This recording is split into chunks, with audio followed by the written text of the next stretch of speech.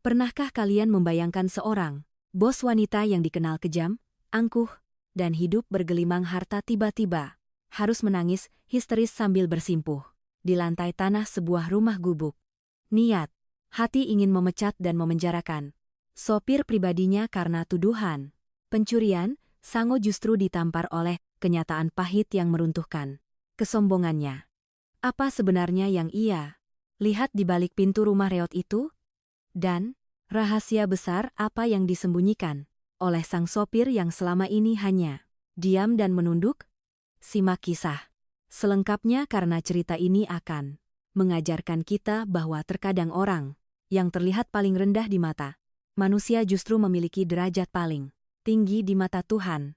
Sebelum kita masuk ke ceritanya, jangan lupa untuk menekan tombol subscribe, like, dan bagikan video ini agar saluran Ken Arok Production semakin berkembang, memberikan tontonan yang inspiratif.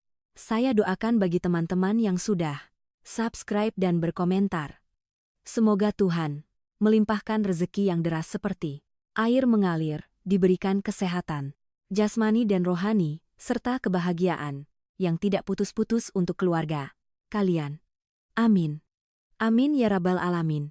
Coba tulis di kolom komentar dari kota mana saja kalian berasal. Mari kita saling mendoakan agar semua hajat kita dikabulkan oleh Tuhan semesta alam. Selamat mendengarkan. Pagi itu di kawasan elit Jakarta Selatan, suasana di lobi kantor Andaratek terasa mencekam. Para karyawan berjalan menunduk, takut melakukan kesalahan sekecil apapun. Sumber ketegangan itu berasal dari seorang wanita cantik namun berwajah dingin yang baru saja turun dari mobil mewah berwarna hitam mengkilap. Dia adalah Devita Andara, sang pemimpin perusahaan yang dijuluki Ratu Es oleh para pegawainya. Devita membanting pintu mobil dengan keras membuat sopir yang duduk di kursi depan gemetar ketakutan. "Kamu ini bisa nyetir tidak sih? Berapa kali saya bilang kalau mengerem itu pakai perasaan? Kopi saya sampai tumpah. Sedikit ditutupnya. Kamu mau ganti rugi baju saya yang harganya puluhan juta ini?" bentak Devita dengan suara melengking yang menggema di area parkir VIP. Sopir parubaya itu hanya bisa menangkupkan tangan memohon ampun. "Maaf, Bu Devita, tadi ada motor nyelonong. Saya kaget. Saya tidak butuh alasan. Pergi ke bagian personalia sekarang. Ambil pesangon kamu dan jangan pernah tunjukkan wajah kamu lagi di depan saya. Kamu saya pecat." Tanpa belas kasihan, Devita melangkah masuk ke gedung pencakar langit itu, meninggalkan sopir. Ke-10nya bulan ini yang kehilangan pekerjaan hanya karena masalah pengereman.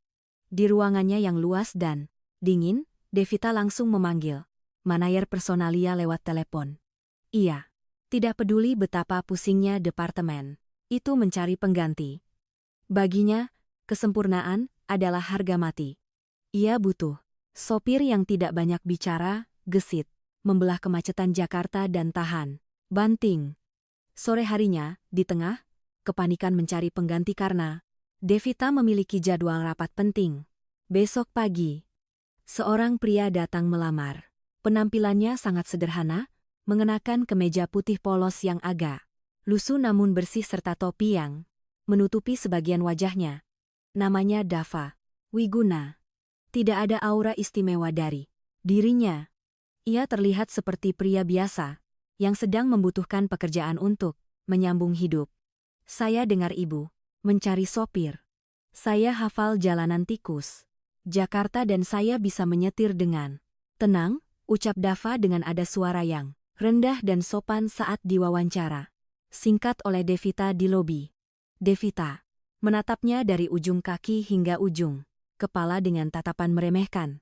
"Jangan cuma omong kosong, saya mau lihat buktinya sekarang. Antar saya ke pertemuan di Tamrin. Jalanan sekarang sedang macet parah.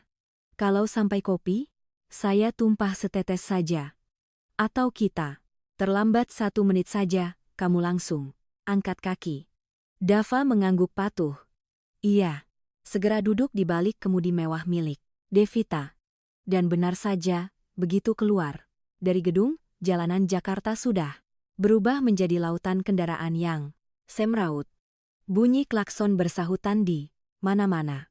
Namun anehnya di tangan Dava, mobil besar itu meluncur dengan sangat halus. Dava seolah menari di antara celah kemacetan. Ia tahu kapan harus menyalip, kapan harus melambat, tanpa membuat penumpang di belakang merasa terguncang. Devita yang biasanya sibuk mengomel jika macet, kali ini terdiam. Ia melirik gelas kopinya yang ia letakkan di sandaran tangan. Permukaan air kopi itu tenang, nyaris tidak berguncang. Devita melirik jam tangannya. Mereka bahkan tiba 5 menit lebih awal dari jadwal.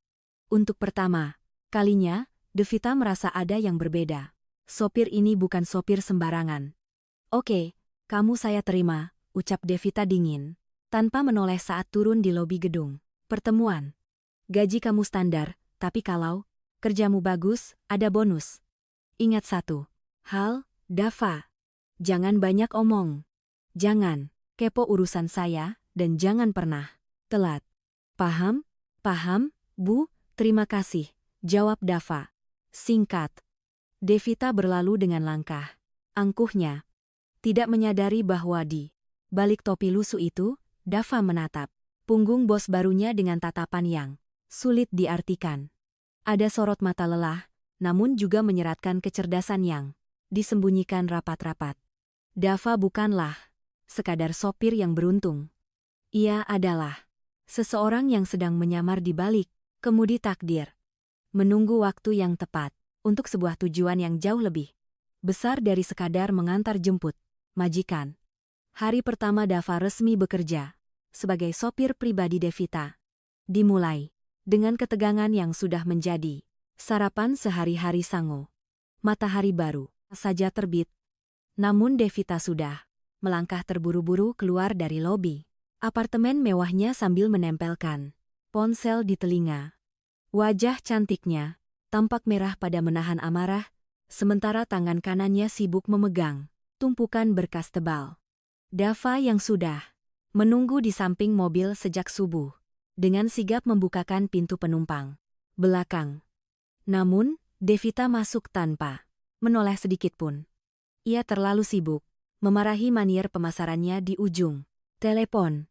Saya tidak mau tahu. Pokoknya, data penjualan kuartal ini harus ada di meja saya sebelum jam 09.00. Kalau tidak, becus kerja. Lebih baik kamu angkat kaki dari perusahaan saya sekarang juga, bentak Devita sambil menghempaskan tubuhnya ke jok kulit mobil yang empuk. Napas Devita memburu dengan gerakan kasar, ia menarik sabuk pengaman di sampingnya. Namun, karena terlalu emosi dan menariknya terlalu kencang, mekanisme sabuk itu justru macet. Tali pengaman itu terkunci, tidak mau ditarik, juga tidak mau masuk kembali. Devita mendesis kesal. Ia mencoba menyentaknya berkali-kali. Namun, hasilnya nihil. Sabuk itu bergeming, seolah menantang kesabarannya yang sudah setipis tisu. Sial, kenapa pagi ini semuanya menyebalkan sih? Bahkan mobil ini pun melawan saya, gerutu Devita sambil memukul pelan mekanisme sabuk itu. Tiba-tiba sebuah tangan yang kokoh, namun lembut terulur dari arah depan. Dava sudah memutar tubuhnya ke belakang. Tanpa banyak bicara, ia mencondongkan badannya melewati celah antara kursi depan untuk menjangkau sabuk pengaman di sisi Devita. Maaf, Bu. Jangan ditarik paksa. Biar saya bantu, ucap Dava dengan suara yang tenang, kontras sekali dengan nada tinggi Devita barusan. Devita terdiam. Tubuh Dava kondong begitu dekat ke arahnya untuk membetulkan posisi sabuk yang tersangkut di rel bawah. Sangat dekat. Mungkin jarak wajah mereka hanya tinggal 5 cm saja. Untuk pertama kalinya, Devita bisa melihat dengan jelas mata Dava yang biasanya tertutup bayang-bayang topi. Mata itu teduh, tajam, namun menenangkan. Tidak ada rasa takut di sana, hanya fokus untuk menyelesaikan masalah kecil itu. Di detik yang terasa melambat itu, hidung Devita menangkap aroma yang tidak biasa. Bukan aroma parfum mahal buatan Prancis, yang biasa dipakai oleh rekan-rekan bisnisnya yang kaya raya. Aroma yang menguar dari tubuh Dava adalah wangi. Sabun batang aroma mint yang murah, bercampur dengan wangi pewangi pakaian. Sasetan. Sederhana, namun anehnya terasa. Begitu segar dan maskulin.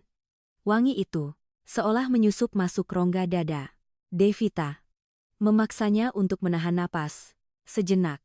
Jantungnya yang tadi berdegup karena amarah, kini tiba-tiba berdetak dengan irama yang berbeda. Ada desiran aneh yang membuat bulu kuduknya meremang. Klik. Bunyi kunci sabuk pengaman yang terpasang sempurna memecah keheningan. Singkat itu, Dava perlahan menarik tubuhnya kembali ke posisi duduk di depan, lalu membetulkan letak spion tengah. Lewat pantulan cermin itu, matanya bertemu sekilas dengan mata Devita yang masih terpaku kaku. "Maaf, lancang, Bu, sekarang sudah aman," kata Dava datar. Seolah tidak terjadi apa-apa. Devita tersentak dari lamunannya. Ia buru-buru memalingkan wajah ke jendela, menyembunyikan pipinya, yang terasa memanas tanpa alasan. Ia bingung dengan dirinya sendiri. Bagaimana bisa seorang Devita Andara, wanita besi yang ditakuti banyak pria, mapan mendadak salah tingkah hanya karena dibantu pasang sabu pengaman oleh sopirnya sendiri. Devita berdeham keras untuk mengusir rasa canggung itu, lalu kembali berpura-pura sibuk dengan ponselnya. Meski pikirannya kini tidak lagi sepenuhnya tertuju pada pekerjaan, ada sesuatu yang mengganggu pikirannya. Sebuah percikan kecil yang baru saja menyala di jok belakang mobil itu. Seminggu telah berlalu sejak Dava resmi menjadi sopir pribadi Devita. Dalam waktu singkat itu pula, Dava membuktikan bahwa dirinya bukanlah sekedar pengemudi biasa. Ia seolah memiliki indera keenam. Tanpa perlu diingatkan, Dava sudah menghafal seluruh jadwal kegiatan Devita. Rute-rute tercepat untuk menghindari demonstrasi di pusat kota. Hingga kapan waktu yang tepat untuk memutar musik klasik agar bosnya bisa beristirahat sejenak di perjalanan. Ia bekerja dalam diam, efisien, dan nyaris tanpa celah. Membuat Devita yang perfeksionis mulai kehabisan bahan untuk memarahinya. Siang itu, matahari Jakarta bersinar sangat terik membakar aspal jalanan Sudirman yang macet total. Di kursi belakang, Devita tampak gelisah. Wajahnya pucat dan keringat dingin mulai membasahi pelipisnya. Sejak pagi buta, ia sudah memimpin 3 rapat berturut-turut tanpa sempat menyentuh sarapan, apalagi makan siang. Perutnya mulai perih melilit minta diisi. Namun, ego Devita terlalu tinggi untuk mengakui kelemahannya. Ia gengsi jika harus meminta Dava menepikan mobil di minimarket atau warung pinggir jalan hanya untuk membeli roti. "Tahan, Devita, tahan. Jangan sampai kelihatan lemah di depan bawahan." Batin Devita menyemangati dirinya sendiri. Meski cacing di perutnya berontak hebat, suara gemuruh kecil terdengar dari perut Devita. Meski pelan di dalam kabin mobil yang hening, dan kedap suara itu, bunyinya terdengar cukup jelas. Devita langsung menyilangkan tangan di depan perut, wajahnya merah pada menahan malu. Ia melirik tajam ke arah spion, berdoa. Semoga Dava tidak mendengarnya. Dava tetap tenang memandang jalanan, namun tangan kirinya perlahan merogoh sesuatu dari tas kain kecil di kursi sebelahnya. Tanpa menoleh ke belakang, Dava menyodorkan sebuah kotak bekal plastik sederhana yang bersih. "Bu, maaf kalau saya lancang, tapi perjalanan ke kantor masih sekitar 1 jam lagi kalau macetnya." "Begini," ujar Dava dengan nada bicara yang datar namun sopan. Devita mengernyitkan dahi, menatap kotak itu dengan curiga. "Apa ini? Kamu mau menyogok saya?" "Bukan sogokan, Bu. Itu hanya potongan buah segar. Ibu saya selalu bilang kalau orang bekerja pakai otak itu butuh asupan gula alami biar fokusnya tidak hilang. Tadi pagi ibu saya memaksa saya membawanya tapi saya masih kenyang." Kalau ibu tidak keberatan, silakan dimakan daripada mubazir. Sayang kalau dibuang. Jawab Dava santai. Seolah-olah menawarkan, makanan kepada atasan adalah hal yang paling wajar di dunia. Devita terdiam di sejenak. Alasannya sangat masuk akal dan tidak menyinggung harga dirinya. Dengan ragu, Devita mengambil kotak itu dan membukanya. Isinya adalah potongan pepaya dan melon yang dipotong rapi, seukuran suapan mulut lengkap dengan garpu kecil. Kesederhanaan yang tertata. Apik. Suapan pertama masuk ke mulut Devita. Rasa manis dan dingin buah itu seketika membasuh rasa perih di lambungnya. Rasanya enak sekali, jauh lebih nikmat daripada catering kantor yang hambar. Tanpa sadar, Devita menghabiskan separuh isi kotak itu dengan lahap. Sambil mengunyah, matanya diam-diam mencuri pandang ke arah spion tengah. Ia melihat pantulan mata Dava yang fokus menyetir, tanpa ada senyum mengejek atau merendahkan. Untuk pertama kalinya dalam hidupnya yang penuh kemewahan namun sepi, Devita merasakan bentuk perhatian yang tulus. Bukan perhatian karena uang atau jabatan, melainkan perhatian murni dari seorang manusia kepada manusia lain yang sedang kelaparan. Di balik kemudi, bukan lagi sekadar sopir. Ia adalah pelindung yang peka yang mulai meruntuhkan tembok es di hati sang ratu SCBD, potong demi potong buah segar. Namun, ibarat langit Jakarta yang cepat berubah mendung, rasa kagum Devita kepada Dava tidak bertahan lama. Bisnis Devita yang tajam mulai menangkap pola aneh dari perilaku sopirnya itu. Devita menyadari bahwa setiap hari Selasa dan Jumat tepat pukul 1 siang, Dava selalu meminta izin dengan alasan-alasan klise. Kadang ia beralasan ingin ke bengkel untuk mengecek rem. Kadang beralasan ingin mengisi angin ban atau sekadar ingin membeli makan siang di tempat yang jauh. Setiap kali izin, Dava akan menghilang selama tepat 2 jam. Lalu, kembali dengan wajah lelah dan baju yang sedikit lebih kusanya. Bagi orang lain mungkin itu hal biasa. Tapi bagi Devita yang hidup di dunia bisnis penuh intrik, pikirannya mulai liar. Jangan-jangan, Dava adalah mata-mata yang dikirim oleh Rian Pratama, musuh bebuyutannya yang sedang bersaing ketat dalam tender proyek pemerintah. Jangan-jangan Dava menggunakan waktu 2 jam itu untuk membocorkan rahasia perjalanannya kepada pihak lawan. Puncak ketegangan itu meledak pada suatu sore yang kelabu. Devita baru saja selesai pertemuan dan hendak memeriksa kembali materi presentasi untuk tender besar besok pagi. Ia merogoh tas kerjanya, mencari benda paling berharga saat itu. Sebuah flash disk emas berhiaskan berlian, imitasi yang berisi seluruh data rahasia perusahaan dan strategi harga untuk memenangkan tender. Jantung Devita seakan berhenti berdetak. Flash disk itu tidak ada. Ia membongkar isi tasnya, menumpahkan semua barang ke jok mobil. Nihil keringat dingin mengucur deras.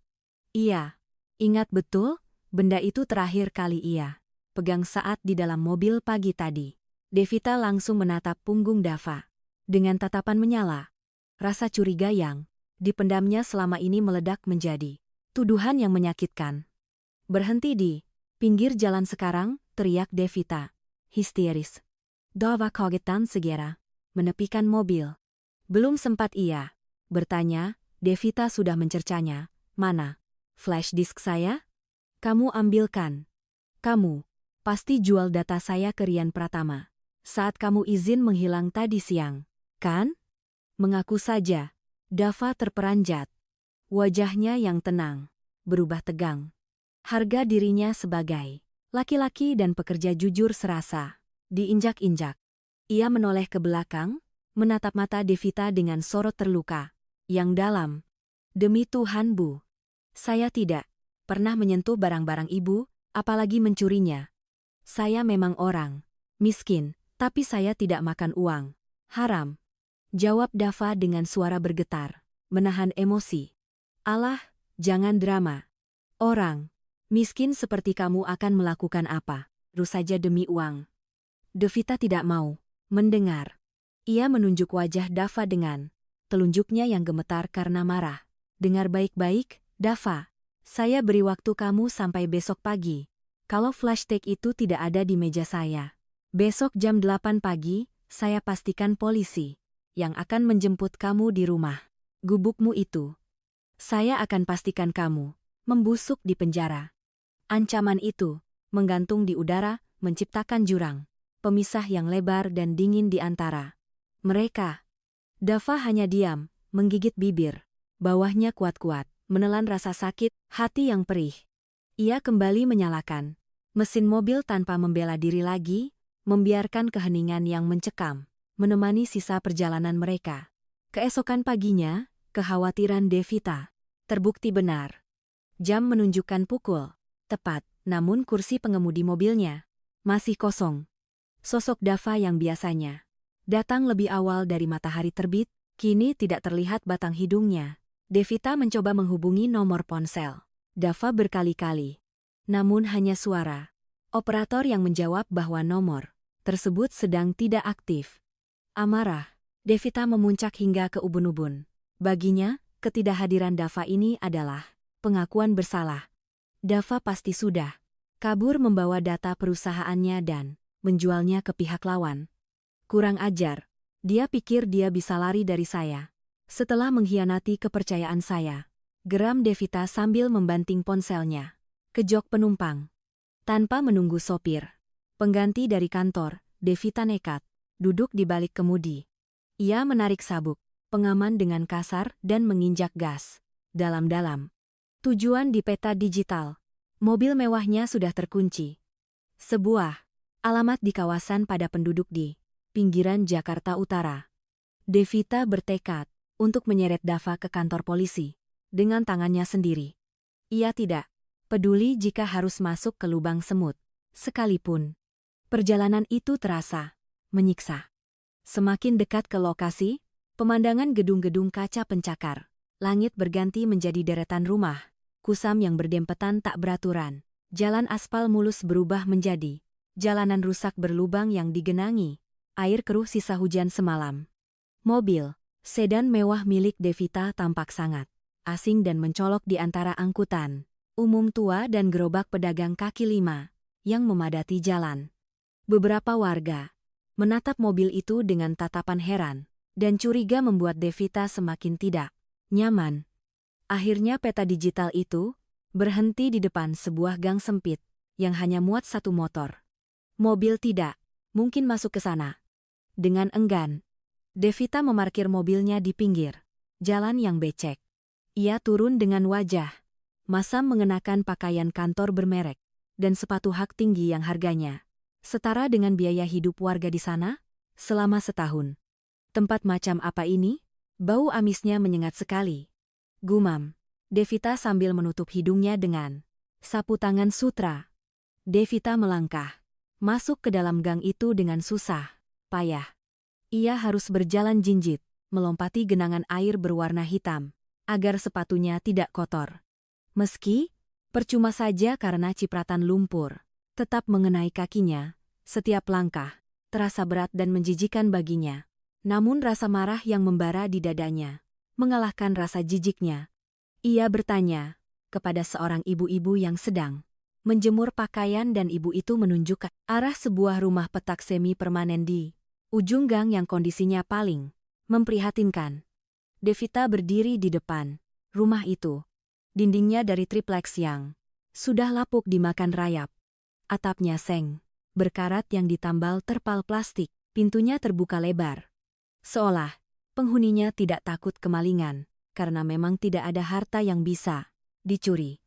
Napas Devita memburu. Ia sudah menyiapkan 1000 kata makian untuk Dava. Dengan langkah mantap dan tatapan nyalang, ia melangkah mendekati pintu. Itu siap meledakkan amarahnya tanpa ampun. Devita melangkah masuk melewati ambang pintu tanpa permisi. Mulutnya sudah terbuka, siap melontarkan kalimat pemecatan dan ancaman penjara yang paling menyakitkan. Namun baru satu langkah kakinya memijak lantai semen yang retak dan dingin itu, Seluruh amarah yang sudah ia siapkan di ujung lidah mendadak lenyap tak berbekas. Tenggorokannya tercekat. Seolah ada tangan tak kasat mata yang meremas pita suaranya hingga ia tidak bisa mengeluarkan satu suara pun. Pemandangan di depannya bukanlah markas sindikat, pencuri data, atau tempat berfoya-foya. Hasil kejahatan. Apa yang dilihat Devita justru sebuah potret kehidupan yang menampar egonya dengan sangat keras. Di sudut ruangan yang remang-remang dan hanya diterangi lampu bohlam kuning yang redup, ia melihat Dava. Pria itu masih mengenakan kemeja seragam sopir yang sama dengan kemarin. Kini tampak kusut dan basah oleh keringat. Dava sedang duduk bersimpuh di lantai, memegang mangkuk plastik berisi bubur bayam yang cair. Dengan gerakan yang sangat lembut dan sabar, ia menyuapkan sesendok bubur ke mulut seorang wanita tua yang terbaring lemah di atas kasur tipis, tanpa dipan. Wajah wanita itu, Bu Asih, Ibu Dava, terlihat begitu pucat, nyari, seputih kertas. Bibirnya pecah-pecah dan matanya cekung. Tanda-tanda anemia parah yang menggerogoti tubuh rentanya. Setiap kali menelan, ia meringis pelan, seolah tenaganya sudah habis tak bersisa. Tidak jauh dari mereka, duduk seorang pria parubaya di atas sebuah kursi roda bekas. Yang rodanya sudah berkarat, itu Pak Ruslan, ayah Dava. Kakinya yang lumpuh total membuatnya hanya bisa diam, menyaksikan anak laki-lakinya mengurus keluarga sendirian. Tatapan Pak Ruslan, kosong namun basah, menyiratkan rasa bersalah karena merasa menjadi beban bagi anaknya. Devita terpaku kri. Tas tangan mahalnya yang berharga ratusan juta rupiah tiba-tiba terasa sangat berat di tangannya.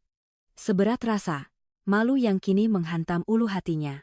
Ia baru sadar bau amis dan apek yang ia cium sepanjang gang tadi tertutup rapat oleh aroma kasih sayang yang begitu kuat. Di ruangan sempit ini, tiba-tiba Dava, yang merasa ada orang lain di ruangan itu menoleh. Matanya membelala kaget saat melihat sosok bosnya berdiri di ambang pintu dengan wajah syok. Bu Devita, sedang apa ibu di sini? Tanya Dava dengan suara parau. Nada bicaranya bukan nada takut seperti orang yang tertangkap basah mencuri.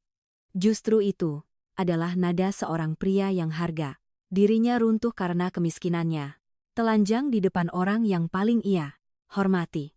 Dava buru-buru meletakkan mangkuk bubur dan berusaha berdiri, menutupi ibunya, seolah ingin melindungi kehormatan keluarganya yang tersisa dari tatapan orang kaya.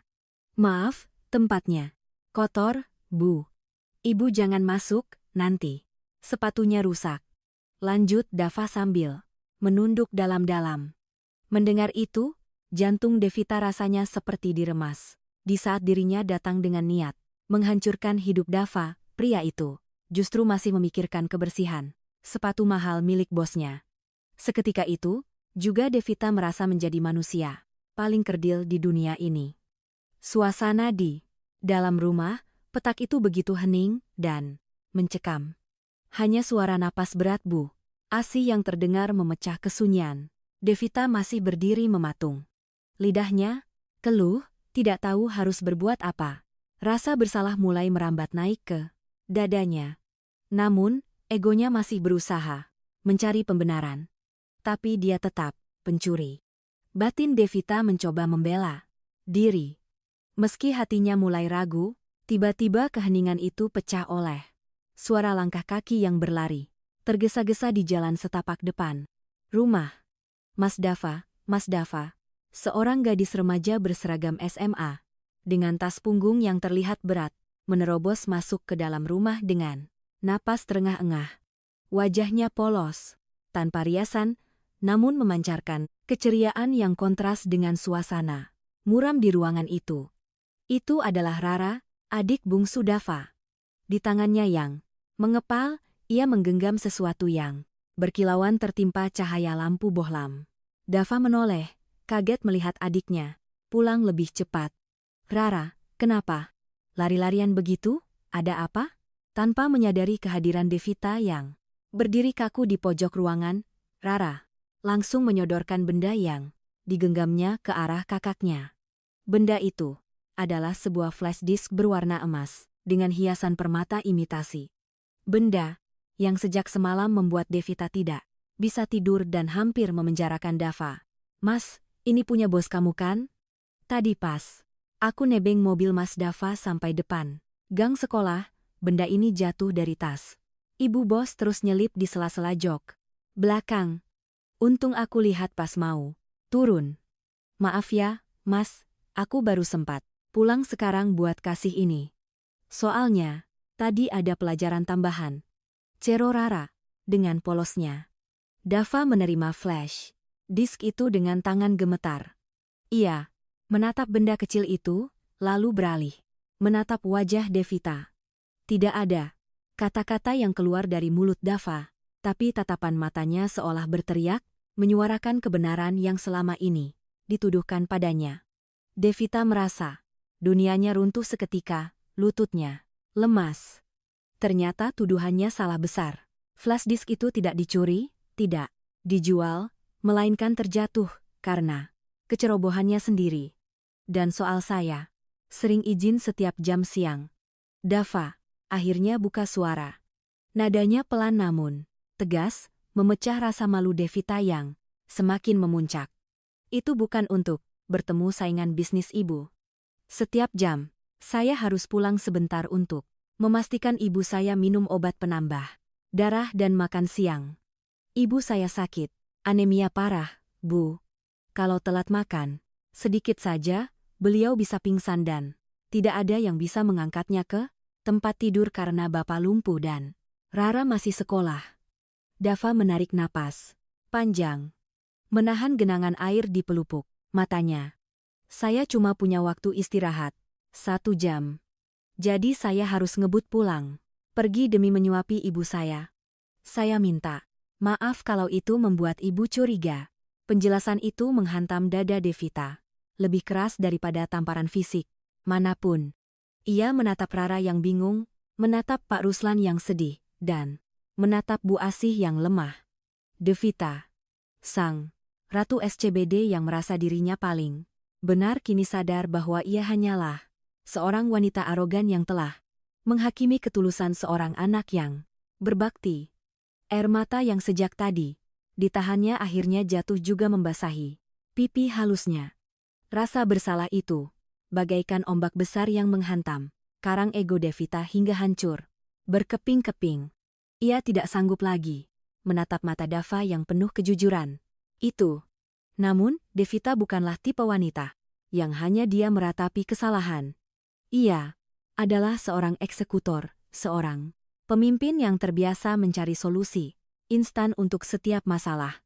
Dengan tangan yang masih sedikit gemetar, Devita merogoh saku blazernya dan mengeluarkan ponsel pintarnya. Tanpa meminta persetujuan siapapun, jari-jari lentiknya dengan cepat menekan nomor kontak dokter pribadi langganan keluarganya, seorang spesialis penyakit dalam terbaik di Jakarta. "Halo, Dok Gunawan, saya butuh Anda sekarang juga. Saya kirim lokasinya. Tolong bawa peralatan lengkap dan ambulans VIP. Jangan bertanya siapa pasiennya. Lakukan saja. Biaya bukan masalah." Perintah Devita dengan nada tegas yang biasa ia gunakan di ruang rapat. Mendengar itu, Dava tersentak. Ia melangkah maju dan dengan berani menahan tangan Devita yang sedang memegang ponsel. "Bu, tolong hentikan," ucap Dava lirih namun tegas. "Kami memang orang susah, Bu. Tapi kami masih punya harga diri. Kami tidak butuh belas kasihan atau sedekah dari Ibu, hanya karena Ibu merasa bersalah. Tolong, biarkan kami hidup dengan cara kami sendiri." Devita tertegun. Penolakan itu justru semakin membuatnya sadar betapa tingginya martabat laki-laki di hadapannya ini. Dava lebih memilih menderita dalam diam daripada harus mengemis. Tapi Devita tidak mau kalah. Ia tahu jika menggunakan pendekatan emosional, Dava pasti akan terus menolak. Maka otak bisnisnya pun bekerja. Devita mematikan panggilan teleponnya sejenak. Ia melangkah maju, mempersempit jarak di antara mereka. Dengan gerakan yang tiba-tiba dan sedikit agresif, tangan Devita terulur, mencengkeram kerah ke meja Dava. Ia menarik tubuh tegap sopirnya itu hingga wajah mereka sejajar, memaksa Dava menatap langsung ke dalam manik matanya, yang kini menyala penuh tekad. Dengar, baik-baik, Dava Wiguna. Siapa bilang ini? Sedekah? Ini bisnis. Ucap Devita dengan tatapan tajam yang mengunci. Dava terdiam, bingung dengan tingkah bosnya. Jantungnya berdegup kencang karena kedekatan fisik yang tiba-tiba ini. Kamu itu sopir saya? Nyawa saya ada di tangan kamu setiap hari di jalanan. Lanjut Devita dengan nada yang ditekan. Penuh penekanan, namun terdengar gemas. Kalau pikiranmu kacau karena memikirkan ibumu yang sakit, konsentrasimu pecah. Kalau kamu tidak fokus, kita bisa kecelakaan dan saya bisa mati. Jadi, pengobatan ibumu ini adalah investasi perusahaan. Saya mau aset saya, yaitu kamu bekerja dengan performa 100%. Kalau ibumu sembuh, kamu tenang. Nyetirmu bagus, perusahaan saya untung. Itu hitung-hitungannya. Devita melepaskan cengkeramannya. Perlahan lalu merapikan kerah baju Dava, yang sedikit berantakan akibat ulahnya. Tadi, tatapannya melembut berubah, menjadi sorot memohon yang tulus. Jadi, anggap ini kontrak profesional. Deal Dava. Terpaku. Ia melihat kesungguhan yang luar biasa di mata wanita itu. Tidak ada lagi keangkuhan. Yang ada hanyalah keinginan tulus untuk menebus kesalahan dengan cara yang ia bisa. Perlahan, pertahanan diri Dava runtuh. Ia mengangguk pelan. Air mata haru menetes di pipinya yang kasar. Deal, Bu. Terima kasih, bisik Dava. Untuk pertama kalinya, sebuah kesepakatan bisnis terjadi bukan di atas kertas bermeterai, di gedung bertingkat, melainkan lewat tatapan mata di sebuah gubuk reot, mengikat dua hati yang tadinya berseberangan. Sejak perjanjian kontrak, hati di rumah gubuk itu, dinding es yang selama ini memisahkan kursi depan dan kursi belakang perlahan mencair. Mobil sedan mewah itu tidak lagi terasa seperti ruang kerja yang kaku dan dingin, melainkan mulai hangat oleh percakapan-percakapan kecil yang manusiawi. Devita tidak lagi memandang Dava sebagai robot pengemudi, dan Dava pun mulai melihat sisi lain bosnya yang ternyata kesepian di balik topeng wanitanya, besinya. Suatu malam, sepulang dari lembur panjang yang melelahkan, perut Devita kembali berdemo, minta diisi. Kali ini ia tidak gengsi lagi. Dengan nada sedikit manja yang jarang ia tunjukkan, Devita menantang Dava untuk membawanya makan malam di tempat yang enak, murah, dan merakyat. Dava tersenyum tipis di balik kemudi, lalu memutar setir menuju sebuah warung tenda pecel lele pinggir jalan yang legendaris di kawasan Jakarta Selatan. Pemandangan yang terjadi selanjutnya sungguh kontras dan menggelitik. Sebuah mobil sedan hitam mengkilap seharga miliaran rupiah parkir bersandingan dengan gerobak gorengan. Devita turun dengan setelan blazer mahalnya, lalu dengan canggung duduk di bangku plastik berwarna merah yang sedikit goyang. Asa pembakaran lele mengepul bercampur dengan aroma sambal terasi yang menggugah selera. Ini cara makannya. Gimana? Dava pakai sendok garpu mana? Tanya. Devita bingung melihat lele goreng kering di piring rotan pakai tangan. Langsung Bu, namanya muluk, rasanya beda, lebih nikmat, ajari Dava sambil membasuh tangannya di mangkuk kobokan dengan santai. Ragugu. Devita meniru gerakan Dava. Ia mencubit daging lele, mencocolnya sedikit ke sambal merah yang berminyak, lalu menyuapkannya ke mulut. Matanya membelalak, rasa gurih, asin, dan pedas meledak di lidahnya. Ternyata enak luar biasa. Devita makan dengan lahap, melupakan diet ketat dan tata krama meja makan bangsawan yang selama ini ia agungkan. Namun, ia meremehkan kekuatan cabai rawit setan di sambal itu. Hah, pedas. Pedas banget, Dava. Hermana? Erdevita mendesis. Kepedasan. Wajahnya memerah padam, air. Mata mulai menggenang di sudut matanya, dan hidung mancungnya memerah seperti tomat matang. Melihat bosnya yang biasanya anggun kini kelimpungan. Kepedasan sambil mengipas-ngipas lidah, Dava tidak bisa menahan diri. Tawa, lepasnya meledak. Hahaha, pelan-pelan. Bu, itu sambal level setan. Tawa Dava. Renyah. Devita terpaku sejenak. Itu pertama kalinya ia melihat Dava tertawa, lepas tanpa beban. Wajah Dava yang biasanya datar kini terlihat sangat tampan dan bercahaya. Saat tersenyum lebar, menampilkan deretan gigi putihnya. Tanpa sadar, tangan Dava terulur refleks. Ia mengambil selembar tisu dan dengan lembut menyeka butiran keringat yang menetes di dahi dan pelipis Devita. Maaf, Bu, keringatnya sampai mau masuk mata, ucap Dava. Lembut. Gerakan tangan Dava terhenti di udara saat menyadari apa yang baru saja ia lakukan. Wajah mereka berdua hanya berjarak jengkal, dan denting penggorengan seolah lenyap, digantikan oleh detak jantung mereka yang berpacu kencang. Devita menatap mata Dava dan Dava menatap mata Devita. Di bawah cahaya lampu tenda yang remang-remang, di antara aroma lele goreng dan asap knalpot, benih-benih perasaan yang tidak seharusnya ada antara bos dan sopir mulai tumbuh semakin subur. Keduanya buru-buru memalingkan wajah dengan pipi yang sama-sama merona merah, mencoba menetralkan rasa canggung yang manis itu dengan meminum es teh manis, masing-masing hingga tandas. Beberapa hari kemudian, Devita harus menghadiri sebuah pesta gala bisnis bergengsi di sebuah hotel bintang 5 di kawasan Bundaran Hai. Ini bukan sekadar pesta hura-hura, melainkan medan perang tempat para hiu bisnis saling memamerkan taring kekuasaan mereka. Devita tampil memukau dengan gaun malam berwarna merah marun yang elegan, sementara Dava yang bertugas mengantar menunggu dengan setia di area parkir VIP sambil bersandar di badan mobil mengenakan seragam sopirnya yang rapi. Namun ketenangan malam itu terusik ketika acara selesai. Saat Devita berjalan menuju lobi untuk pulang, langkahnya dihadang oleh Rian Pratama, pesaing bisnis utamanya yang licik.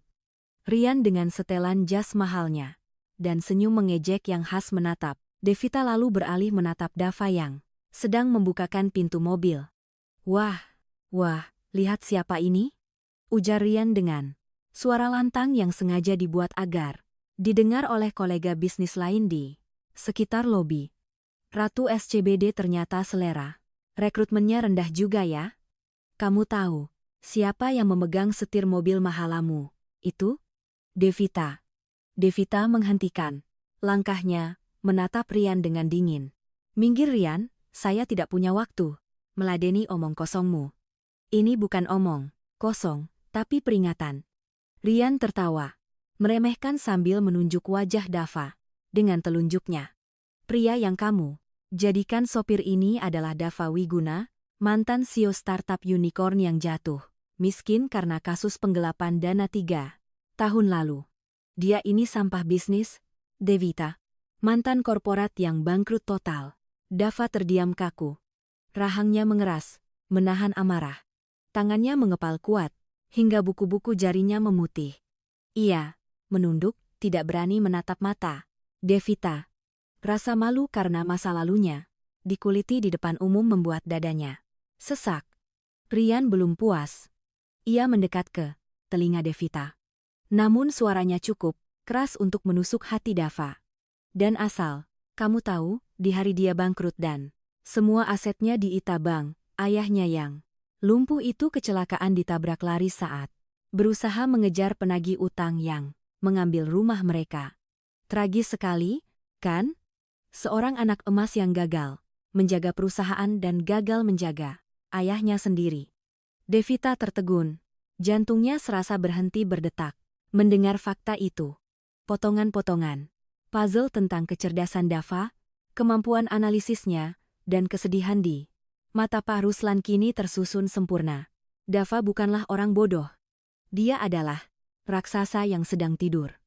Seorang jenius yang dipatahkan sayapnya oleh kejamnya dunia bisnis. Alih-alih merasa jijik atau takut seperti yang diharapkan Rian, hati Devita justru dipenuhi rasa hormat yang mendalam. Ia melihat Dava bukan sebagai pecundang, melainkan sebagai petarung yang bertahan hidup demi keluarganya meski dunia telah menghancurkannya berkali-kali. Sudah, bicaranya potong Devita tajam memutus tawa Rian. Tanpa ragu, Devita melangkah, mendekati Dava, lalu dengan lembut menyentuh lengan. Sopirnya itu memberikan sinyal dukungan yang kuat. Masuk mobil, Dava, kita pulang. Anjing menggonggong. Kafilah berlalu. Rian terdiam dengan wajah merah padam karena diabaikan. Sementara Dava menatap Devita dengan pandangan tidak percaya. Di malam yang penuh penghinaan itu, Devita justru mengangkat dagu Dava kembali, memberinya secercah harga diri yang sempat hilang. Hari penentuan tender proyek raksasa pemerintah akhirnya tiba. Ini adalah hari penghakiman bagi Andaratek. Jika mereka menang, perusahaan akan melesat ke puncak kejayaan.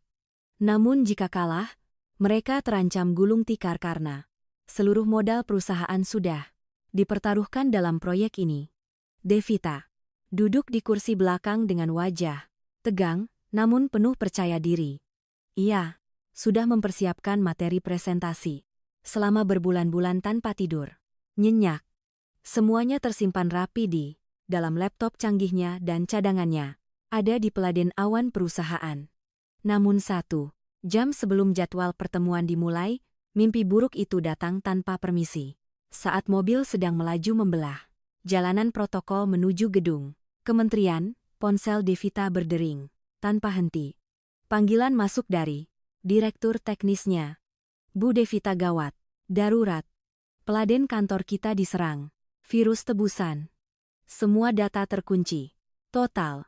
Peretas itu meminta tebusan miliaran rupiah dalam bentuk uang digital sekarang juga atau semua data akan dihapus permanen dalam 30 menit.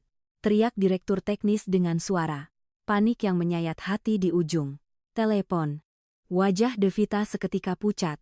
Pasi, darah seolah menyusut habis dari tubuhnya. Tangan gemetar. Ia buru-buru membuka laptopnya. Benar saja, layar yang seharusnya menampilkan grafik keuntungan kini berubah menjadi layar hitam pekat dengan gambar tengkorak merah menyala dan hitungan mundur waktu yang terus berkurang. Semua berkas, presentasi, semua data analisis tidak bisa dibuka. Akses ditolak. Rian desis Devita dengan suara tercekat. Ia tahu, pasti ini ulah Rian Pratama. Ini adalah skakmat yang sempurna dan licik. Tanpa data presentasi, Devita akan berdiri seperti orang bodoh di depan para menteri dan investor. Andaratek akan dipermalukan, didiskualifikasi, dan hancur lebur hari ini juga. Pertahanan mental Devita yang selama ini kokoh akhirnya runtuh. Air mata keputusasaan tumpah membasahi pipinya yang sudah dirias sempurna.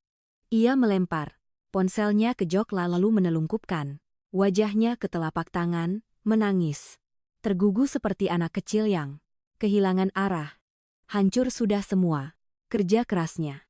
Ia merasa kalah telak sebelum bertanding. Dava melihat kejadian itu dari spion tengah. Ia melihat wanita besi itu hancur lebur. Tidak ada lagi atasan yang galak. Yang ada hanya seorang wanita rapuh yang butuh pertolongan. Tanpa bertanya, Dava menekan tombol kunci pintu otomatis. Memastikan tidak ada gangguan dari luar. Ia menepikan mobil di bahu jalan yang agak sepi di bawah pohon rindang, mematikan mesin, lalu memutar badannya, menghadap ke belakang. Bu, hapus air matanya. Kita belum kalah, ucap Dava dengan nada suara yang sangat berbeda. Itu bukan suara sopir yang patuh, melainkan suara seorang pemimpin yang tenang di tengah badai. Devita mengangkat wajahnya yang basah, matanya merah, bengkak menatap Dava dengan pandangan kabur. Kamu tidak mengerti, Dava? Data saya dikunci virus. Saya tidak bisa presentasi. Perusahaan saya tamat, semuanya selesai. Teriaknya, frustrasi bercampur isak tangis. Dava mengulurkan tangannya ke belakang. Tatapannya tajam, serius, dan penuh keyakinan. Tidak ada keraguan sedikit pun di sana. Pinjam laptopnya, Bu. Devita terbelalak, bingung di tengah tangisnya. Kamu bicara apa? Kamu mau apa? Dengan laptop saya? Kamu tidak akan mengerti. Percaya sama saya, Devita. Pinjamkan laptopnya sekarang atau kita benar-benar hancur, tegas Dava. Kali ini, ia memanggil nama bosnya langsung tanpa embel-embel ibu. Dan ada aura otoritas yang begitu kuat memancar dari dirinya, hingga membuat Devita seolah terhipnotis. Menyerahkan laptop mahalnya itu ke tangan sang sopir dengan tangan gemetar. Dava meletakkan laptop canggih itu di pangkuannya. Seketika itu juga atmosfer di dalam mobil berubah total. Sosok sopir yang biasanya pendiam dan penurut, itu lenyap tak berbekas. Dava kini kembali menjadi dirinya yang dulu, seorang arsitek teknologi jenius yang pernah merajai dunia startup digital. Tatapan matanya tajam menyapu layar, membaca barisan kode rumit seolah sedang membaca buku cerita anak-anak. Tanpa membuang waktu sedetik pun 10 jari Dava mulai menari di atas papan ketik dengan kecepatan yang mengerikan. Suara ketukan tombol keyboard terdengar beruntun, seperti senapan mesin memecah keheningan di dalam mobil. Devita yang masih sesenggukan perlahan mengangkat wajahnya. Ia ternganga melihat pemandangan di depannya. Layar yang tadinya menampilkan tengkorak merah, tanda bahaya, kini berganti menjadi deretan angka dan huruf berwarna hijau yang bergerak sangat cepat naik turun, mengikuti perintah jari-jari Dava ini. Virus jenis ransomware level 4. Enkripsinya kuat, tapi ceroboh di pintu belakang. Gumam Dava pelan lebih kepada dirinya sendiri. Bahasa tubuhnya memancarkan aura dominasi dan kecerdasan yang menyilaukan. Devita seperti melihat orang asing. Di mana sopirnya yang lugu? Itu? Pria di depannya ini terlihat seperti seorang panglima perang siber yang sedang memimpin serangan balik sendirian. Jantung Devita berdegup kencang, bukan lagi karena takut, melainkan karena kekaguman yang membuncah. Ia baru sadar, selama ini ia mendudukkan seorang naga di kursi sopirnya. Dapat seru Dava. Tiba-tiba ia menekan tombol enter dengan keras, sebagai pukulan terakhir. Layar laptop berkedip sekali lalu kembali normal. Tampilan data presentasi, grafik, keuntungan dan video profil perusahaan Andaratek muncul kembali dengan utuh. Virus itu lenyap, dihancurkan sampai ke akar-akarnya. Tidak hanya itu, Dava membuka sebuah jendela baru yang menampilkan peta digital. Sebuah titik merah berkedip di sana. Data ibu sudah aman 100% dan lihat ini. Dava menunjuk titik merah itu. Saya sudah melacak jejak digital si peretas. Alamat IP-nya berasal dari lantai 20 gedung Pratama, grup kantor Rian. Devita menutup mulutnya tak percaya. Dalam waktu 15 menit, Dava tidak hanya menyelamatkan nyawa perusahaannya, tapi juga menangkap basah pelakunya. Kelegaan yang luar biasa membanjiri hati Devita. Ia merasa kakinya lemas saking leganya. Dava menutup laptop itu perlahan lalu memutar tubuhnya menghadap Devita. Aura jenius yang dingin tadi perlahan memudar, berganti kembali menjadi tatapan hangat. Dava yang biasa. Ia tersenyum jahil, melihat bosnya yang masih melongo dengan sisa air mata di pipi. Sudah beres, bos. Sekarang tolong hapus air matanya. Ucap Dava lembut sambil menyodorkan tisu. Bedaknya luntur tuh di pipi. Nanti kalau masuk ruang rapat dikira habis diputusin pacar. Klien bisa takut lihat ibu kayak panda begini. Mendengar ledakan itu, Devita tertawa di sela tangis bahagianya.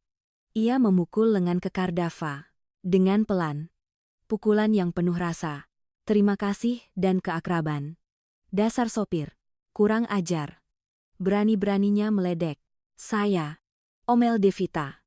Namun bibirnya menyunggingkan senyum paling manis yang pernah Dava lihat. Terima kasih, Mas. Dava.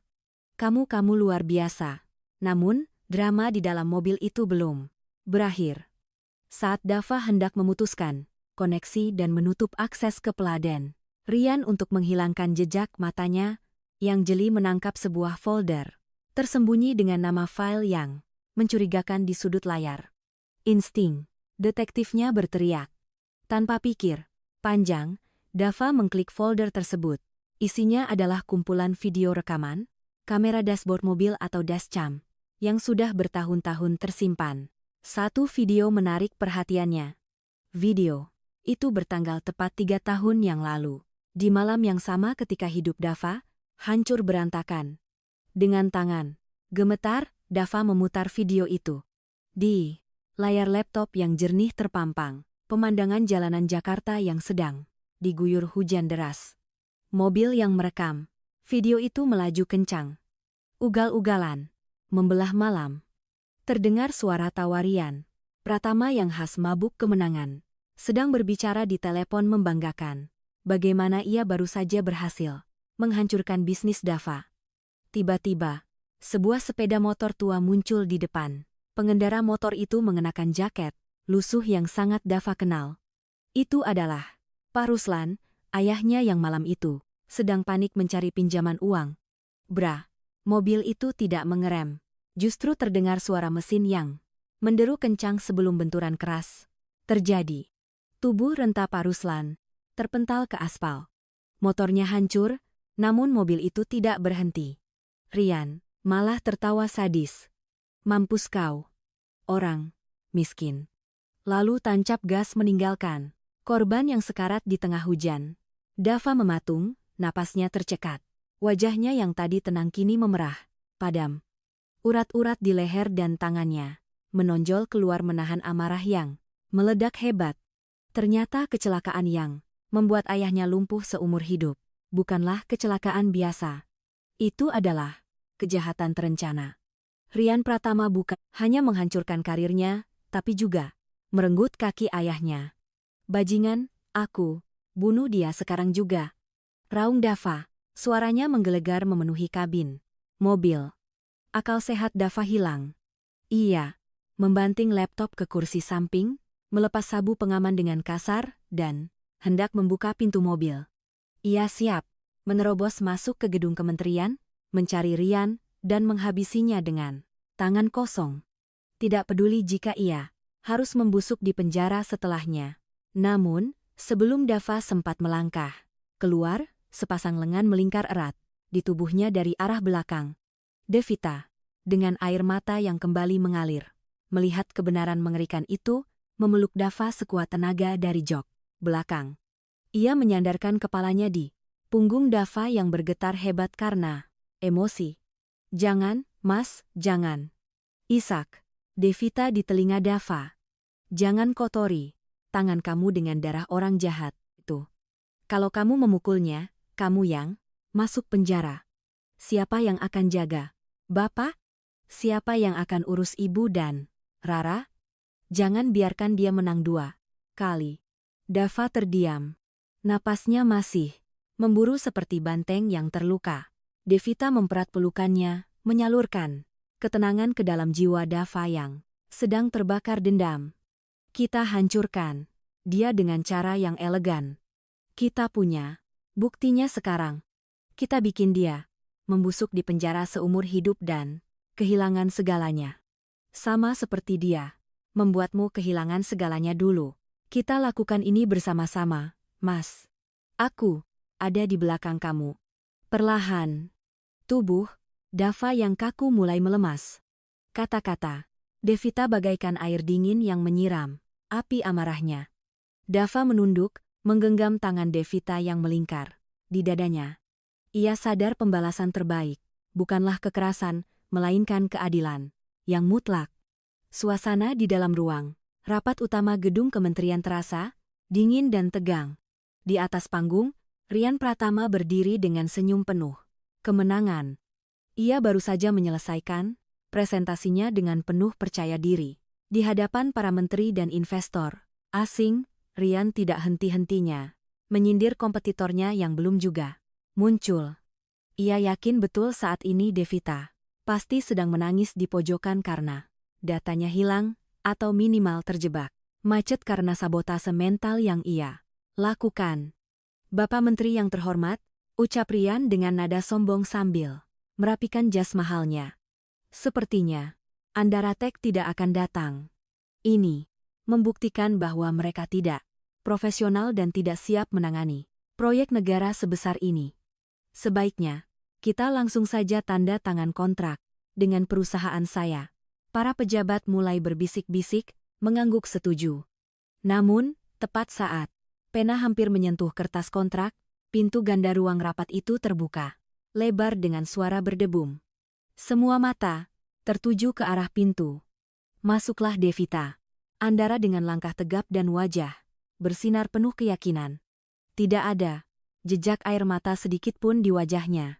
Ia berjalan membelah kerumunan seperti seorang ratu yang kembali ke tahtanya. Maaf, saya terlambat. Suara Devita lantang menggema.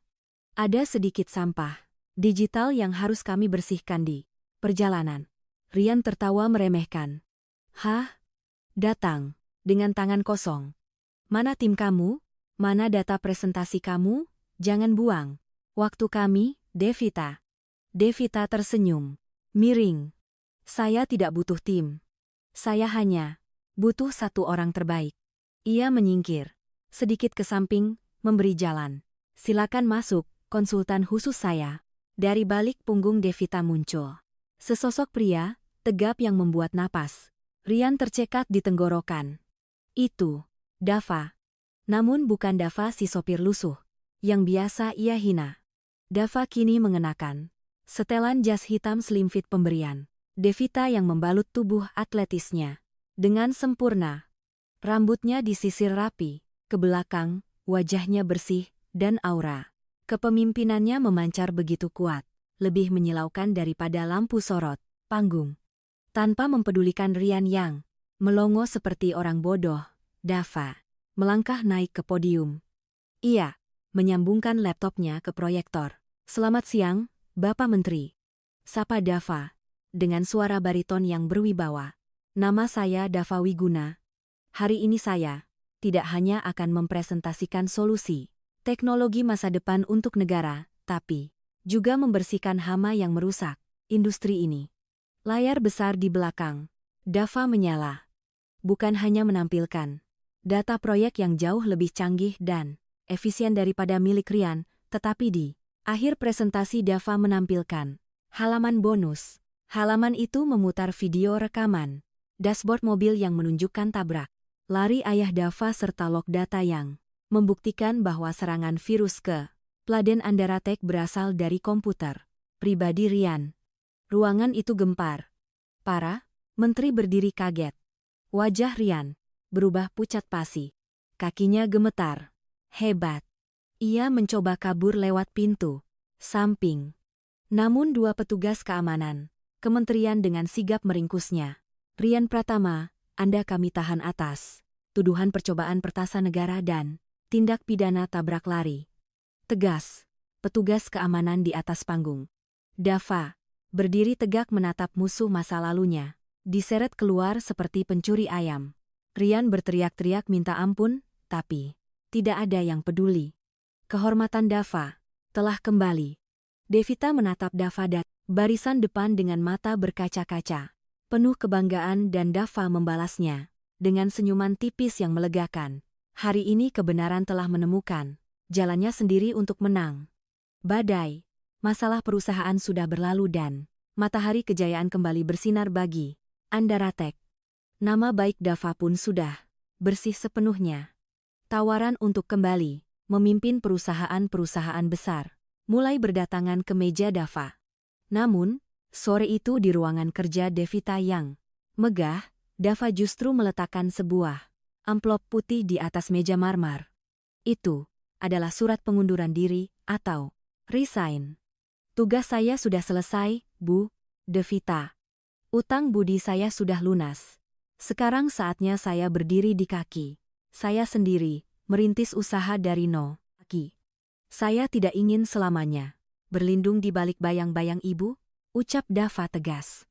Lalu berbalik badan, meninggalkan ruangan tanpa menunggu jawaban. Devita terpaku. Jantungnya seakan dicabut paksa. Ia baru sadar, selama ini ia tidak hanya membutuhkan Dava sebagai sopir atau penyelamat perusahaan, tapi sebagai separuh jiwanya. Rasa takut kehilangan Dava jauh lebih besar daripada rasa takut kehilangan perusahaannya. Dava, tunggu, teriak Devita. Namun, Dava sudah menghilang di balik pintu lift. Devita panik. Ia berlari ke lobi. Namun, Dava sudah melaju dengan sepeda motor. Bebek tuanya membelah kemacetan Jakarta. Tanpa pikir panjang, Devita melompat, masuk ke mobil mewahnya. Ia menyetir sendiri, menginjak gas dalam-dalam, menerobos padatnya jalanan protokol demi mengejar cinta sejatinya. Tepat di perempatan lampu merah Tamrin, motor Dava berhenti karena lampu menyala merah. Di belakangnya, mobil Devita mengerem mendadak dengan suara ban berdecit yang nyaring. Devita keluar dari mobil, tidak peduli dengan klakson kendaraan lain yang bising.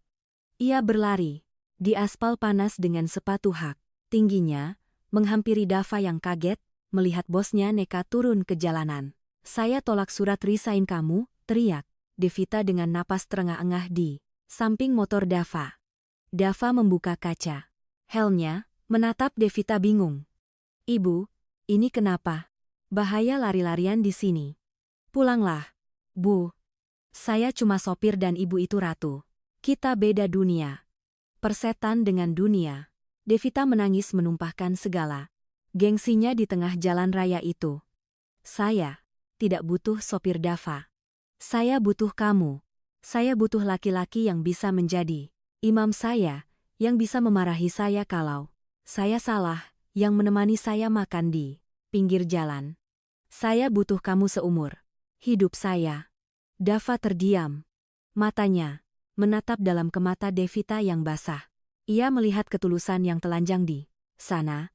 Perlahan senyum Dava mengembang. Ia turun dari motornya mengabaikan lampu yang sudah berubah hijau. Gajinya mahal, loh Bu Bos. Harus dibayar pakai hati dan kesetiaan seumur hidup. Sanggup? Tanya Dava jahil. Sanggup. Sangat sanggup, jawab Devita cepat.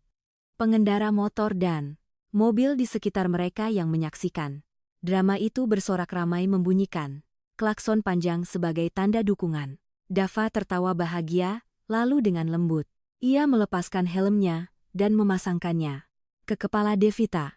Pakai ini, kepala calon istri saya tidak boleh kena panas, ucap Dava.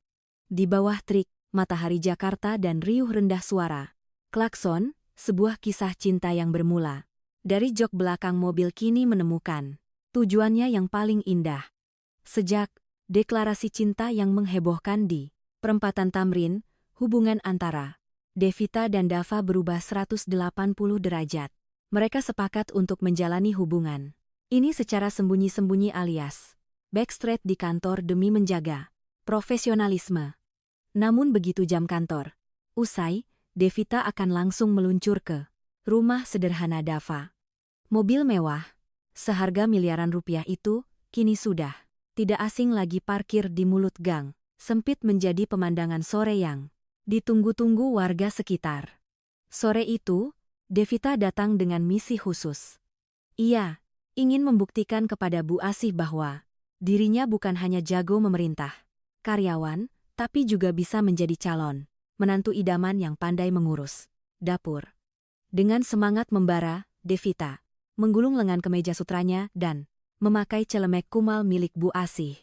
Tenang saja, Bu. Hari ini biar Devita yang masak makan malam spesial buat kita semua. Ibu duduk manis saja, ucap Devita penuh percaya diri sambil memegang pisau dapur dengan gaya yang sedikit kaku. Namun, realita di dapur ternyata jauh lebih kejam daripada rapat direksi. Baru 5 menit beraksi, dapur kecil itu sudah seperti kapal pecah. Devita terlihat bingung membolak-balik bumbu dapur di keranjang bambu. Bu, ini. Jahenya kok keras sekali ya? Susah. Dipotong? Tanya Devita sambil menekan pisau sekuat tenaga ke sebuah rimpang. Bu Asi yang duduk memperhatikan hanya tersenyum geli. Aduh, enduk Devita. Itu bukan jahe, itu lengkuas. Pantas saja. Keras kalau dipotong begitu. Wajah Devita memerah padam karena malu, tapi ia pantang menyerah. Tantangan berikutnya adalah menggoreng ikan asin. Begitu minyak panas di wajan mulai mendesis, nyali Devita ciut. Ia takut terkena cipratan minyak panas yang bisa merusak kulit mulusnya. Tak kehabisan akal, Devita berlari ke ruang depan dan kembali dengan penampilan yang membuat siapapun akan sakit perut karena tertawa. Ia mengenakan helm full face, milik Dava lengkap dengan kaca tertutup, ditambah kacamata hitam yang ia pakai di balik kaca helm. Tangannya memegang sodet panjang seolah sedang memegang tongkat saktinya. Siap tempur, seru Devita dari balik helm. Suaranya terdengar bergema dan lucu. Dava yang baru saja selesai mandi masuk ke dapur. Karena mendengar keributan, ia terpaku di ambang pintu. Lalu tawanya meledak seketika melihat tingkah konyol kekasihnya itu. Devita yang sedang sibuk menghindar dari wajan menoleh dengan kesal. Jangan ketawa, ini strategi keselamatan kerja tahu. Protes Devita. Dava menggeleng-gelengkan kepala sambil tersenyum gemas. Ia berjalan mendekat, lalu dengan lembut melepaskan helm besar itu dari kepala Devita. Rambut Devita yang sedikit berantakan justru membuatnya terlihat sangat manis di mata Dava. Tanpa banyak bicara, Dava berdiri tepat di belakang Devita. Ia meraih tangan Devita yang memegang sodet lalu melingkarkan lengannya yang kekar seolah memeluk dari belakang. Bukan begitu caranya, sayang. Kalau kamu takut, apinya dikecilkan dulu. Terus masukkan ikannya pelan-pelan lewat pinggir wajan. Jangan dilempar. Bisik Dava tepat di telinga Devita. Jantung Devita berdegup kencang. Bukan karena takut minyak panas lagi, tapi karena hembusan napas hangat Dava di lehernya. Dava membimbing tangan Devita dengan sabar, mengajari cara membalik ikan agar tidak hancur. Posisi mereka begitu intim, seolah dunia hanya milik berdua. Di sudut dapur, Rara menyenggol lengan Bu Asi sambil terkiki, geli melihat kemesraan kakaknya. Bu Asi hanya tersenyum haru, bersyukur melihat putranya bisa menemukan kebahagiaan. Sederhana, namun begitu indah di tengah aroma ikan asin yang menggugah selera. Dapur sempit itu terasa jauh lebih hangat dan mewah dibandingkan restoran bintang 5 manapun yang pernah dikunjungi Devita. Malam itu, angin berhembus cukup kencang di atap gedung pencakar langit Andaratek. Di bawah sana, kelap-kelip lampu kota Jakarta terhampar seperti lautan permata yang tidak pernah tidur. Namun, keindahan itu tidak mampu mengusir mendung yang menggelayut di wajah Devita.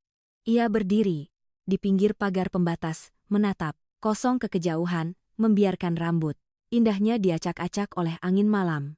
Dava berjalan pelan menghampiri, membawa 2 gelas kopi hangat. Ia menyampirkan jasnya ke bahu Devita yang terlihat gemetar. Bukan karena dinginnya udara, melainkan karena dinginnya kesepian yang tiba-tiba menyerang. Kenapa melamun sendirian di sini, Bos? Padahal di bawah semua karyawan sedang pesta, merayakan kemenangan tender. Tanya Dava, lembut sambil berdiri di sampingnya. Devita tidak langsung menjawab. Ia menarik napas panjang, mencoba menahan bendungan air mata yang siap jebol. Perlahan, topeng wanita besi yang selama ini ia pakai retak dan hancur berkeping-keping di hadapan Dava. Ia bukan lagi seorang CEO yang ditakuti, melainkan hanya seorang gadis kecil yang rapuh. Mas, orang-orang di luar sana melihatku sebagai wanita paling beruntung, cantik, kaya raya, punya perusahaan besar. Suara Devita bergetar. Hebat, tapi mereka tidak tahu kalau aku ini sebenarnya sangat miskin. Aku miskin. Kasih sayang, Mas, Aku kesepian. Setetes air mata lolos membasahi pipi. Devita. Dava terdiam, memberikan ruang bagi kekasihnya untuk menumpahkan segala beban. Ibuku meninggal saat berjuang melahirkan aku. Aku tidak pernah merasakan pelukan seorang ibu. Seumur hidup, aku merasa bersalah. Aku merasa kehadiranku di dunia ini harus dibayar dengan nyawa orang yang paling dicintai, ayahku. Isak Devita semakin kencang. Dan, ayahku meninggal karena serangan jantung di meja kerjanya 5 tahun lalu. Beliau bekerja terlalu keras siang malam, hanya untuk membangun kerajaan bisnis. Ini demi aku, sampai lupa menjaga kesehatannya sendiri. Aku merasa jadi anak pembawa sial. Mas, semua orang yang menyayangiku pergi meninggalkanku. Tangis Devita pecah. Ia menutup wajahnya dengan kedua tangan. Tubuhnya terguncang. Hebat. Rasa bersalah yang ia pendam bertahun-tahun akhirnya meledak malam itu. Tanpa ragu sedikit pun Dava menarik tubuh rapuh Devita ke dalam pelukannya yang kokoh. Ia mendekap kepala Devita di dada bidangnya, membiarkan kemejanya basah oleh air mata wanita itu. Dava mengusap punggung Devita dengan gerakan menenangkan, menyalurkan kehangatan dan kekuatan. Dengar aku, Devita. Kamu bukan pembawa sial. Kamu adalah anugerah terindah yang diperjuangkan oleh ayah dan ibumu. Bisik Dava tegas namun lembut tepat di telinga Devita. Mereka pergi bukan karena salahmu, tapi karena tugas mereka mengantarmu ke dunia sudah selesai. Dan sekarang kamu tidak sendirian lagi. Kamu punya aku. Kamu punya Bapak Ruslan yang sudah menganggapmu anak sendiri.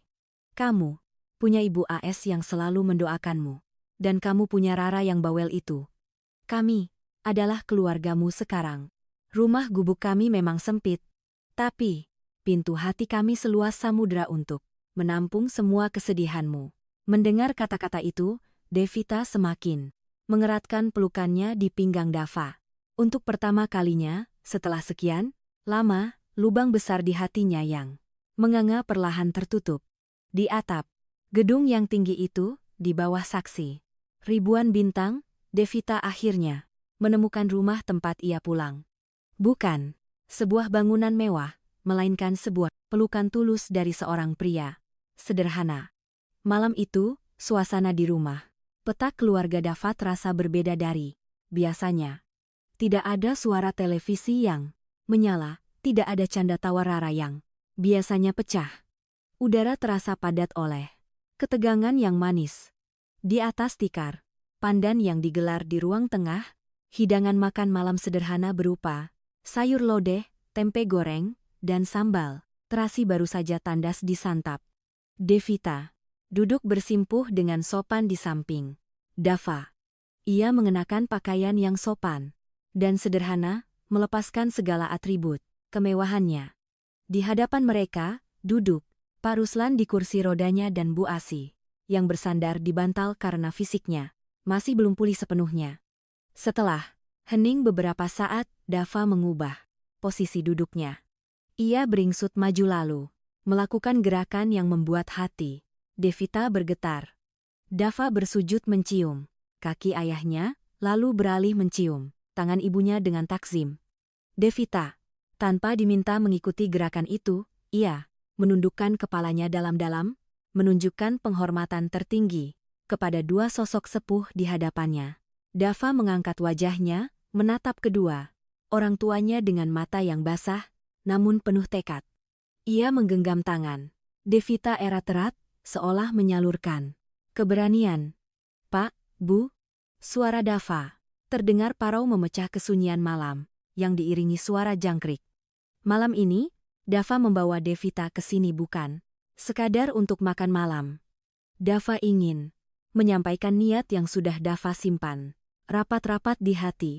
Dava ingin meminta restu Bapa dan Ibu untuk menikahi Devita. Dava ingin menjadikan dia makmum dalam salat Dava dan teman hidup Dava sampai tua nanti. Bu Asih menutup mulutnya menahan isak tangis haru. Sementara Pak Ruslan, wajah tuanya yang penuh kerutan tampak tegang. Iya, menatap Devita lekat-lekat lalu menatap putranya. Dava, ucap Pak Ruslan dengan suara berat dan berwibawa. Kamu sadar siapa yang kamu minta? Nak Devita ini, orang besar, orang terpandang. Kita ini, cuma orang kecil yang makan hari ini. Untuk hari ini. Apa kamu yakin bisa membahagiakan dia? Apa kamu tidak takut nanti dia menderita hidup susah sama kita?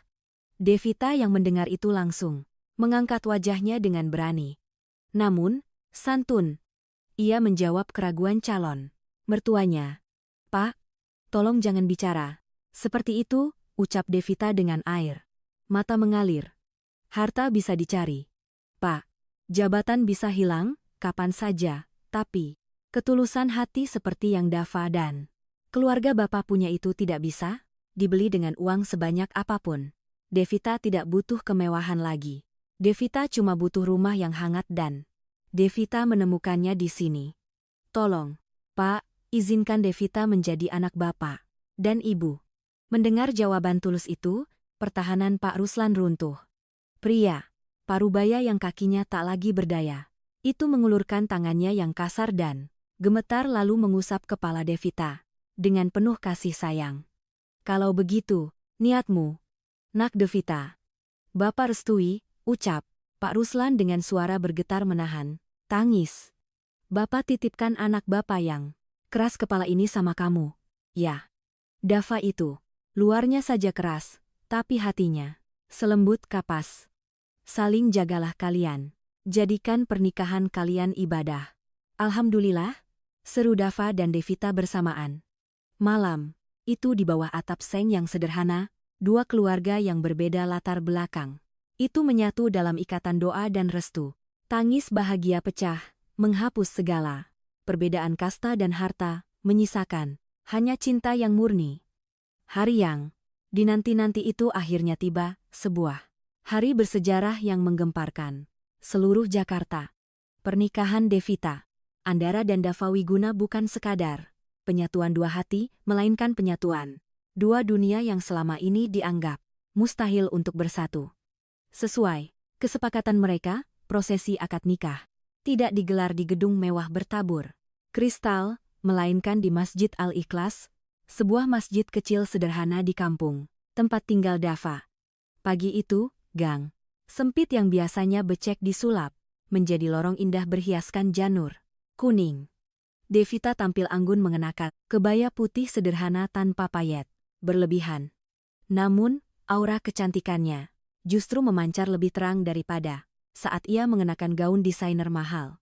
Di hadapan penghulu dan Pak Ruslan yang menjadi wali nikah, Dava menjabat tangan ayah mertuanya, wali hakim perwakilan.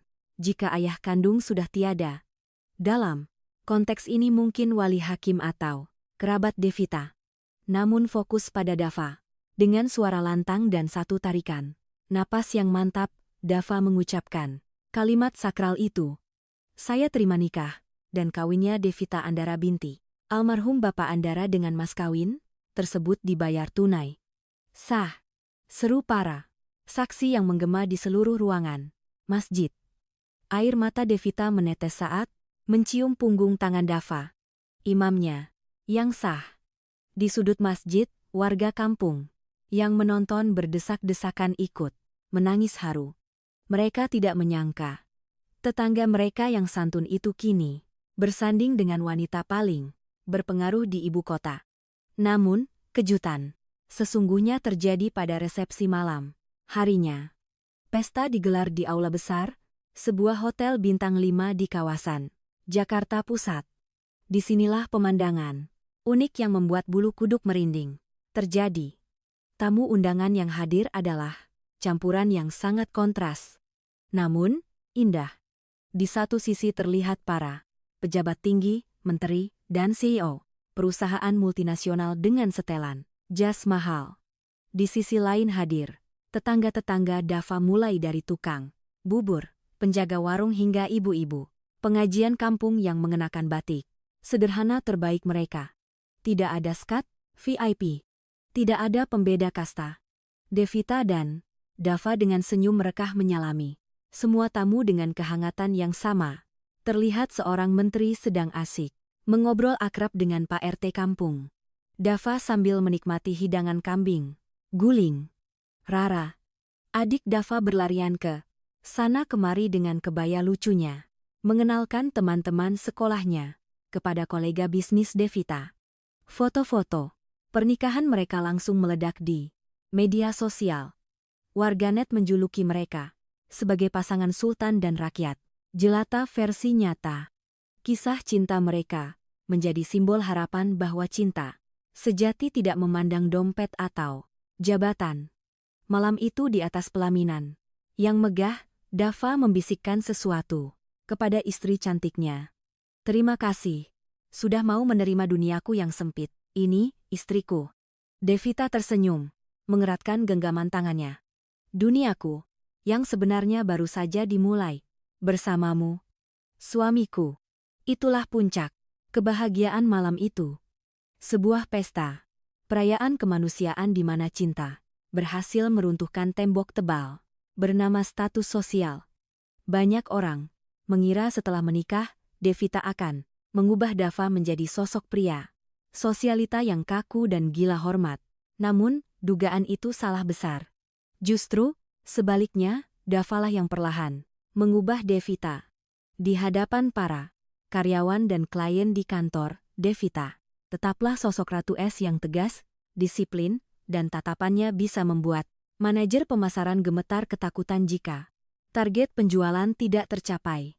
Namun, begitu pintu kantor tertutup dan mereka berdua berada di ruang privat, singa betina yang garang itu seketika berubah menjadi kucing Anggora yang sangat manja. Meskipun Dava kini sudah resmi menjabat sebagai direktur operasional di Andara Tech dan memiliki ruangan kerja yang mewah, ia memiliki kebiasaan unik yang tidak bisa ditinggalkan.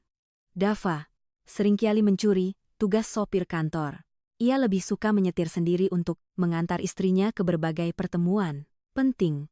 Beralasan bahwa ia tidak percaya pada kemampuan menyetir orang lain untuk membawa belahan jiwanya. Suatu siang yang terik, di area parkir basement sebuah gedung pencakar langit, mobil mereka sedang menunggu jadwal pertemuan berikutnya yang masih 1 jam lagi. Mesin mobil menyala halus, pendingin udara berhembus menyejukkan. Kabin yang kedap suara. Devita baru saja selesai berdebat alot dengan klien yang keras kepala. Wajah cantiknya terlihat lelah. Urat-urat halus di pelipisnya menegang. Tanpa banyak bicara, Devita melepaskan sepatu hak tingginya yang menyiksa. Ia menggeser duduknya mendekat ke arah Dava yang sedang duduk di jok belakang bersamanya sambil memeriksa berkas di tablet. Dengan gerakan alami, Devita merebahkan tubuhnya, meletakkan kepalanya di atas pangkuan paha Dava yang kokoh. Mas, bateraiku habis. Lowbat. Rengek Devita sambil membenamkan wajahnya ke perut suaminya, menyembunyikan wajahnya dari cahaya. Suaranya terdengar seperti anak kecil yang kehabisan mainan. Jauh sekali dari suara lantang yang tadi ia gunakan di ruang rapat. Dava tersenyum geli melihat tingkah istrinya. Ia meletakkan tablet kerjanya di samping. Lalu tangan besarnya mulai bergerak lembut membelai rambut panjang Devita. Jari-jarinya memijat pelan kulit kepala Devita dengan irama yang menenangkan. Capek ya, Bu? Bos? Tadi di dalam galak sekali. Debatnya. Kok sekarang lemas begini? Seperti kerupuk kena air? Goda Dava. Lembut. Devita memukul pelan paha Dava, tanpa membuka matanya. Jangan diledek. Aku butuh diisi ulang dayanya. Elus-elus. Terus kepalaku sampai aku ketiduran. Jangan berhenti sedetik pun. Awas kalau berhenti. Nanti gaji mas aku potong. Ancam Devita dengan nada manja yang menggemaskan. Siap laksanakan tuan, putri. Tidurlah. Aku jaga di sini. Bisik Dava sambil mendaratkan kecupan hangat di kening istrinya. Dalam hitungan menit, napas Devita mulai terdengar teratur, tanda ia sudah terlelap dalam mimpi. Pemandangan itu begitu sederhana, namun sangat mahal harganya. Seorang Sio, wanita yang ditakuti dan dihormati ribuan orang, kini tidur pulas tanpa pertahanan di pangkuan suaminya, merasa aman dan terlindungi dari segala hiruk pikuk dunia. Bagi Dava, jabatan direktur hanyalah gelar. Namun, menjadi tempat istirahat ternyaman bagi Devita adalah pekerjaan utamanya seumur hidup. Waktu berjalan begitu cepat seperti kedipan mata. 3 tahun telah berlalu sejak peristiwa lamaran di lampu merah. Itu dan kehidupan keluarga kecil ini telah berubah menjadi lukisan kebahagiaan yang sempurna. Mari kita intip sedikit kehidupan mereka di sebuah rumah asri dengan halaman rumput luas di kawasan tenang, Jakarta Selatan. Rumah itu bukanlah istana megah bertingkat yang penuh tangga marmer licin, melainkan sebuah rumah satu lantai yang didesain khusus dengan lantai landai agar ramah untuk kursi roda. Ini adalah rumah impian yang dibeli Dava murni dari hasil keringat usahanya sendiri merintis bisnis logistik demi memuliakan ayahnya, Pak Ruslan, agar bisa bergerak bebas, menikmati masa tua. Di teras rumah yang sejuk, Bu Asih tampak sedang menikmati teh hangat. Wajah pucat pasi akibat anemia parah yang dulu menghantuinya. Kini telah sirna berganti dengan rona merah alami, pipi yang sehat dan segar. Perawatan medis rutin dan asupan gizi yang terjamin membuat beliau terlihat jauh lebih muda dan bugar. Di sebelahnya, duduk Rara yang kini sudah bukan lagi anak SMA berseragam putih abu-abu. Ia telah tumbuh menjadi mahasiswi kedokteran yang cerdas. Rara sedang sibuk memamerkan nilai indeks prestasi kumulatifnya yang sempurna kepada Pak Ruslan, membuktikan bahwa roda nasib keluarga mereka benar-benar telah berputar ke atas berkat kerja keras dan doa. Namun, pemandangan paling indah justru ada di tengah taman.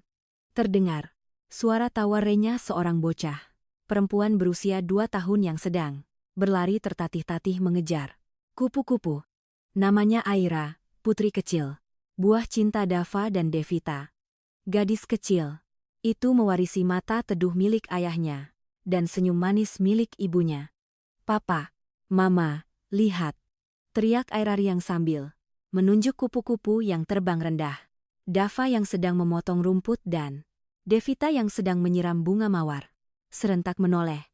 Dava segera mematikan mesin pemotong rumput lalu dengan sigap menangkap tubuh mungil putrinya itu, mengangkatnya tinggi-tinggi ke udara, hingga Aira terkik geli.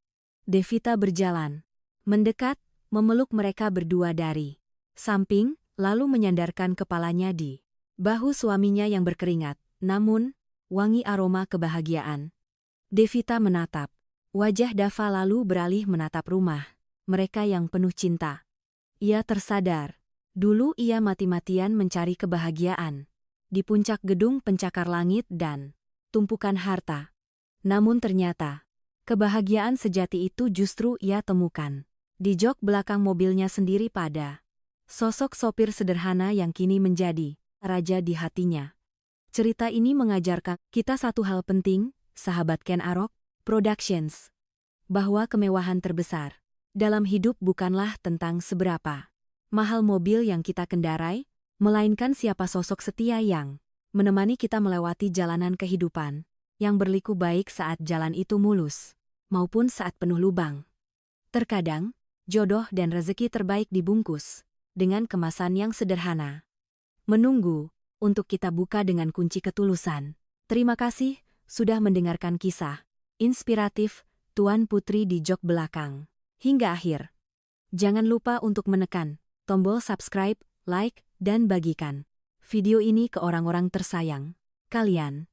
Tulis juga di kolom komentar pelajaran apa yang kalian ambil dari kisah Dava dan Devita ini. Saya doakan semoga kita semua segera dipertemukan dengan cinta sejati dan kebahagiaan yang abadi.